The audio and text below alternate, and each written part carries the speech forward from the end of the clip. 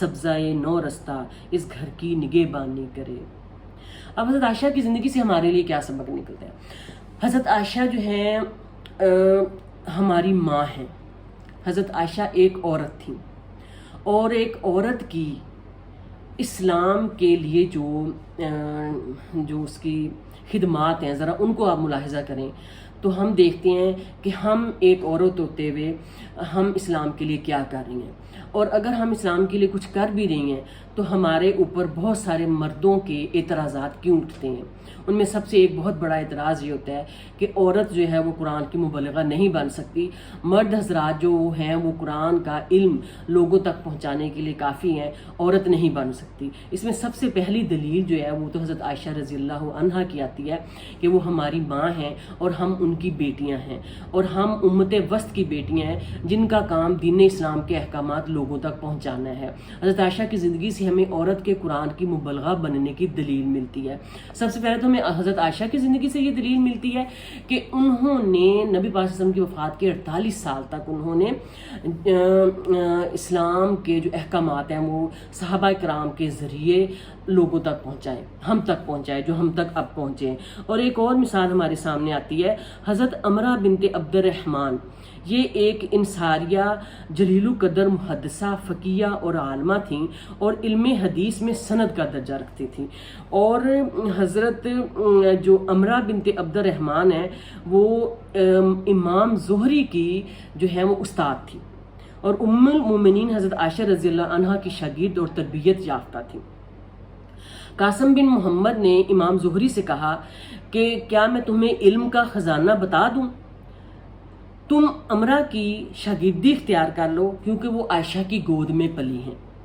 एक दलील हमें यहाँ ये मिल रही है कि मर्द जो हैं, हज़रत इमाम ज़हरी जो थे वो एक ताबी थे, और उनसे भी तकरीबन 2000 जो हैं वो अहादीस जो हैं वो रवायत की जाती हैं। तो हज़रत इमाम ज़ुहरी थे वो किन के स्टूडेंट थे?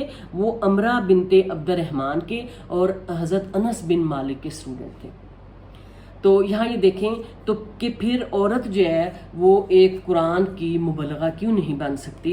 देखें ना, हम जितनी भी औरतें हैं जो हम दीन के काम में बहुत थोड़ी थोड़ी मामूली सी काविशें कर रही हैं, तो हम सारी की सारी औरतें मुहसनात में आती हैं। मुहसनात कौन है? कुरान पाक का 5वां पारा स्टार्ट होता है ना, वल मुहसनातु मिनन निसाई, और मुहसना औरतों में से इल्ला मा मलकत ऐमानुकुम, ये पीछे आ रहा था कि कौन कौन सी औरतों से मर्द जो है मुनकाह नहीं कर सकते। उनमें खाला, बहन, फुप्पो और सारे रिश्ते आए थे, भांजी। और उनके बाद में ये लिंक हो रही थी आयत, पिछली आयत के साथ, चौथे पारे की आखिरी आयत के साथ, कि मुहसनात औरतों से भी कोई मर्द निकाह नहीं कर सकता। अब मुहसना औरत कौन है? मुहसना औरत वो होती है, ये इसका रूट वर्ड है हा स्वाद नीन हिसन या हसन, ये इसका मतलब होता है किला।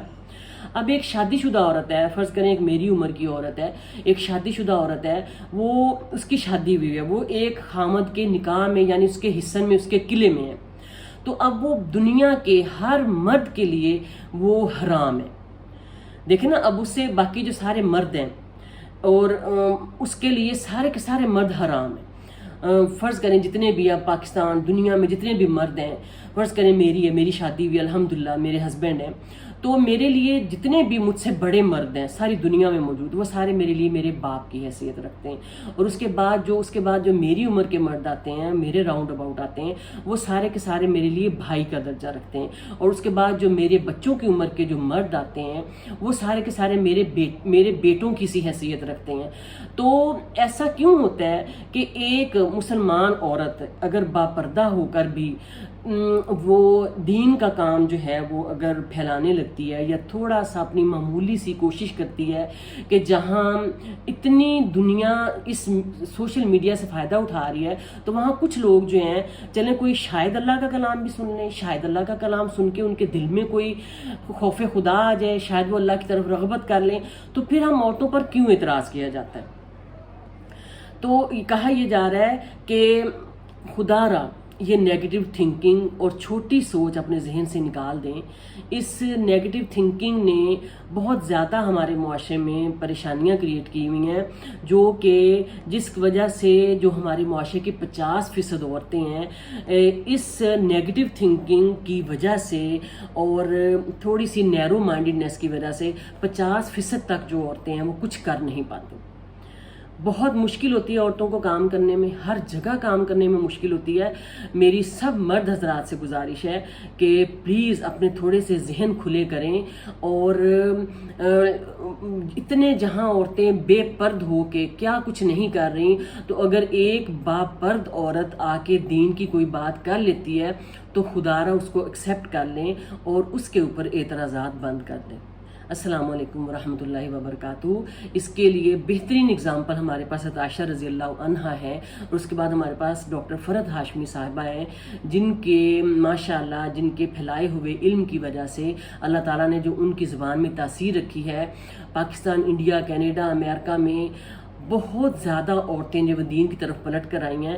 تو پلیز اگر کچھ اور مزید ہم جیسی عورتیں اگر دین کا کام کرنا چاہتی ہے تو میری آپ سب مرد حضرات سے ریکویسٹ ہے، اور کچھ جو عورتیں بھی ہیں اس پر آبجیکشن کرتی ہیں ان سے بھی میری ریکویسٹ ہے کہ پلیز ہمیں اپنا یہ تھوڑا سا کام، شاید اللہ تعالیٰ کو ہماری یہ نیکی تھوڑی سی پسند آ جائے، کیونکہ ہمیں اللہ تعالیٰ ہماری نیتیں جانتا ہے کہ ہم کس نیت کے ساتھ لگے ہوئے ہیں. ہم نہایت خلوص نیت کے ساتھ اس پرپس کے تحت لگے ہوئے ہیں کہ ہر ہاتھ میں موبائل ہے.